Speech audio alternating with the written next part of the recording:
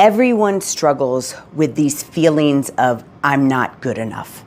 You probably think that you're the only one, or that it's only a few people. I have been practicing psychiatric care for over 20 years, and I can tell you that most people that I take through the Mentally Strong method, one of their core connections is, I'm not good enough. Where does that come from? Many professionals will talk about that it comes from trauma. Feeling I'm not good enough comes from trauma. Now, you might be thinking, I have not experienced trauma, or maybe you've experienced lots of trauma. So what is trauma?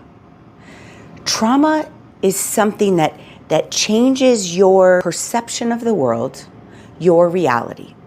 So let's talk about what we call big T trauma in psychiatry. Big T trauma is you were physically or sexually abused, and it was clear that that event changed the way you thought about yourself. But then trauma is a continuum. And we often say big T trauma and little t trauma, not to quantify it, but to just bring awareness that anything that changes your perception of the world can be defined as trauma because it changes. So my name's Christy Bundakumar. I'm a psychiatric nurse practitioner, and I'm an expert in traumatic grief.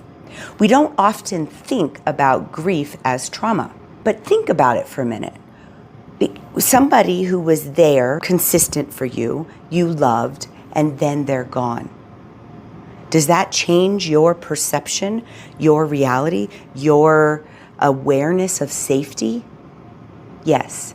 In my case, I've actually lost 3 children and my husband. My son, Johnny, died in 2005 and in a drowning accident. So completely healthy child, boom, gone. And that changed my reality. Did I know it was trauma then? No.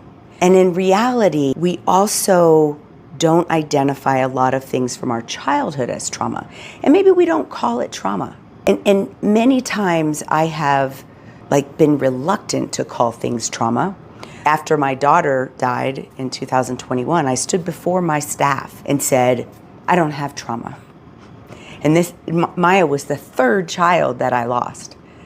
And so calling it trauma was a revelation for me as I was going through my own grief work. But let's go back to the definition of trauma, or how I'm defining trauma here. As we go through life, right? You're an infant, then you're a toddler, and then you're a young child, and then an older child, and then a teenager. And as you are experiencing life, and life is coming at you, your perception of reality slightly changes with every experience. And when an experience is negative, it can kind of shift you in a negative. So back to what I said in the very beginning, that everyone has this not good enough. And I clearly have it, as I've worked through what I call the Mentally Strong method for many years. I'm not good enough is a core connection that often comes up for me. And I have compensated by getting degrees and helping people and doing things. And maybe if I just do and accomplish enough, I will be good enough. Now, I know that now, and so I work on that, and I try to continue to be productive and not in the form of trying to negate that, right? We need to believe that we are enough by ourselves. But when we started, I said that everyone has this. And definitely all the women that I have done a thought map on, and many of the men, they have this core belief that they're not good enough. No matter what they do, they're somehow defective. And if we could get in and shift that and change that. When you talk to a professional about trauma work, there's lots of techniques that help move trauma out of the body. I always start with what I call the Mentally Strong method. This is how I have gotten through my hardships. I told you about my son Johnny, who died in 2005 in a drowning accident. Shortly after that, my son Reggie started having catastrophic epilepsy, and he had 10 years of medical trauma before his death in 2016. And in the midst of that, I was raising 6 kids and dealing with Reggie's medical trauma. And I had to learn how to think through my problems, organize them, and make choices in line with what I want. And this is what I can teach you, right? Do you think that you're not good enough? How often, how much energy are you using thinking those things? When I take you through the Mentally Strong method, I help you think through, which you probably know how to think, but you might be thinking so much, we call that overthinking or ruminating. And when that is in negative thought, you're not only taking energy, but it is very difficult to think positive. All of the self-help books will talk about just think positive and positive things will happen. Research actually shows if you could stop thinking negative, that is more powerful than positive. Because for every negative thought, you have to have 10 to 20 positive thoughts to negate that negative thought. But if you don't know where it's coming from, it's very hard to get rid of it. So in the Mentally Strong method, we help you organize those things. So let's say you know that you struggle with I'm not good enough. I'll let you put that in the core connections right away. I call it core connections because it's like these internal buttons in your body that when something happens, it triggers an emotional response. It triggers that thought. Some people call it your inner child. Some people call it core belief systems. But it's internal dialogue that only you can shift and change. So in the Mentally Strong method, we teach you to think more efficiently and then organize. So you can have this core connections box and you can put I'm not good enough in there. But then we're going to talk about what is your grief? What is your trauma? You know, what kind of anxieties do you have? Is there spiritual conflict? Injustices? And we're going to put these in different categories because they are dealt with differently. I'm an expert in traumatic grief. Obviously, because I've lost 3 children and my husband, I've worked through it. I'm continuing to work through it, and I'm teaching as I'm working through it. But I also have a psychiatry degree that allows me to see it from a science perspective. And if I were to be completely honest with you right now, the biggest struggles in my healing come from these core beliefs, core connections that started in childhood. But I say to you, I didn't have that bad of a childhood, right? Like my mom did her best. I had a loving mother, a loving grandmother. We didn't have much money, but there was definitely love. No known trauma. So why would I think I'm not good enough? Well, my mom probably thought she wasn't good enough. And everyone tells me I'm just like my mom, right? So even these little subtle things changes my perception. So is that really trauma? No, I don't like to identify those things as trauma because it puts everything as trauma and puts everything out as a blame. That's not what this is about. It's about identifying where it comes from so that you can get rid of it, so that you can fix that mentality. I work through a grief intensive with people. You come to my center, you stay a week, we do intensive grief work, and we peel these things apart. What is trauma? What is grief? Because when you have experienced grief, that pain is to be cherished, right? You've lost this loved one. But when it's enmeshed with your trauma, with your negative thinking, with your core beliefs, you're holding on to negative. And that's what I do. I teach people how to unravel these things. Click on the link below. You can learn more about the grief intensive. That is kind of my specialty.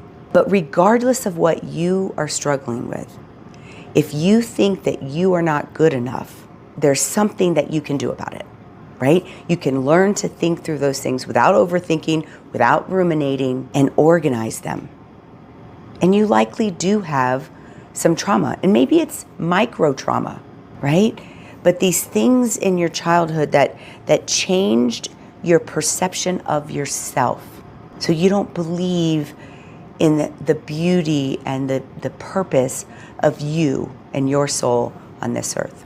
If you follow my story, you know that after losing my children, I have extreme spiritual conflict. Like, how could a God that loves me and protects me do this to me?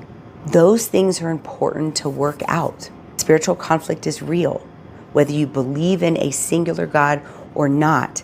I inspire you to work on your spiritual health as you work on your mental health. So I have a few questions that came from the audience specifically around this I'm not good enough. My parents did their best, and I don't think it's trauma. How do I work through this I'm not good enough? Well, I gave a little example of myself, and I would never blame my mother, and I don't want you to blame your mother. It is not about blame. Even if there's like significant trauma and you need to work through that and forgive and let go, it's about what it did to you. Where did it come from? So if you think about this thought of I'm not good enough, I want you to think of the earliest age that you thought that. And for me, it was around 9 or 10 that I can remember. Maybe it was earlier. I was in trouble for something, but it wasn't just about the consequences of my behavior. I took it personally, like I'm not good enough. That my parents didn't do anything wrong. I deserved to be punished at that time. But now I can identify that and shift the perspective. Like none of us are perfect, but we are good enough, right? So it is not about blame. I want you to just kind of think through where this came from. And I do what's called a thought map, and you can look at some of my other videos about this, but we'll start with a central thought, and we'll say, what makes us feel like this now? What's made me feel like this in the past? What made me feel like this in my childhood? And how does this impact my spiritual relationship? And we start putting all these bubbles all over the place. And then you stop and you look at it and you begin to see patterns. So this is what I'm saying when, learning to think. How do we efficiently think so that we can organize those things and make choices in line with what we want? Who do you want to be? Do you want to be that person who is confident in their journey and their purpose? It's just learning that process. It's not about blame. This is another one. I come from a loving family, and I still struggle with I'm not good enough. How do I make sure that my children don't struggle with that? Whew, big one. You will make mistakes in raising your children. When I teach about children, relationships are a priority. You put your relationship with your child as the priority. And when you have to punish them, or when you have to criticize them, or when they're upset, think about it as a whole, as they are a whole person and you are influencing them. You cannot control your child, but you can influence them, right? And we influence them with positive reinforcement or punishment, however you run your family, hopefully a combination of both, right? But if you can do it in relationship and you can talk about it, you're on this punishment, the energy of the situation has come down the next day. Let's kind of talk about how does it make you feel when you are criticized? I want you to know that you are loved, that you are good enough, but these are things that we want to see out of you, and really explain why we want to see those things out of our children. I am 100% guilty of raising my children of do what I say because I said so, which is not as good as if we could take that extra time and do the relationship piece of that and really kind of talk about why. And I always resemble it to the world. Yes, I am the parent, I'm in this household, I am the authority. You will have authority everywhere in your life. When you try to get a job, the government is the authority. We have rules. And if we can attach those rules to values, that helps a child understand. But also just broadening their understanding of reward and punishment so that it's not always internalized. It will change their perception. But relationships, if you make relationship a priority, it will trump any negative thing that you might accidentally do. They are these little sponges, and there will be things that you do that cause a negative impact. I often see on the other side someone who was highly criticized as a child and became a perfectionist and still doesn't think they're good enough. They spoil their child and give their child everything that they want, and then there's no formative internal drive and discipline, right? So it's a balance. And when I taught the Raising Mentally Strong Kids class, and this is me and my children. I have 5 of my children are adopted, 2 biological. And 2 of my adopted children really gave me a run for their money in their teenage years. And I used to describe this like tug of war that I would do with my teens, right? Give them a little, nope, pull it back, give them. And this very wise counselor said to me once, don't think of it as tug of war, think of it as a dance. And you're dancing with your children, and you are doing your best to lead them and not step on their toes, but guide them to a healthy adulthood. So I hope that helps. Last question. I'm embarrassed to admit that I am in an abusive relationship. Part of me knows that I don't deserve it and I should leave, but honestly, I don't think I'm good enough. I think he's the best that I can have, and I want to be in a relationship. I don't know this person personally, but I just want to say to you, if you are in an abusive relationship, whether it's verbally, emotionally, and especially physically abusive, I know you think everyone is going to just tell you, you have to leave, you have to leave. And that causes resistance because you are afraid. You are afraid that you are not good enough. You are afraid that you're not going to be able to do this on your own. You are afraid that your love for that person will bring you back. These are very complicated relationships, and I cannot imagine giving you advice not knowing you. But one thing I do know is that if you work on yourself internally, what you should do will come to light for you. So what I teach in the Mentally Strong Method is we would do that thought map that I talked about, and then we would organize all of these things. Oftentimes people get into these relationships resembling a relationship in their childhood.